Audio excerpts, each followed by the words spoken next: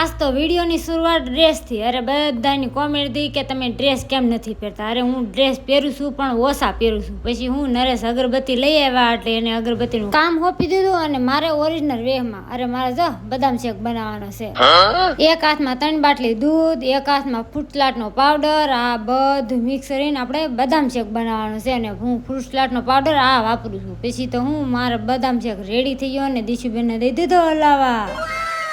થોડો ઠરી જાય એટલે એમાં બદામ ને એવું નાખીને પછી આને ફ્રીજમાં મૂકવાનું છે. અરે હા, અમારી ઘરે મહેમાન આવ્યા છે, ગામડેથી મહેમાન આવેલા છે, એને હાટું જમવાનું કરવાનું છે. એટલે પૂરી, પાપડ અને બટેકાનું શાક. એટલી જ વારમાં નરેશ આવી ગયા સાઈસ લઈને. એ કે હાલે મહેમાનને ઠંડી ઠંડી સાઈસ પાવાની છે. પણ છે ને મહેમાનનો સીન લેવાનું નથી એટલે આપણે વિડીયો શૂટ થશે નહીં. બેન બતાવતા હતા કે હાલો ફેમિલી આવી જાવ સાઈસ પીવા.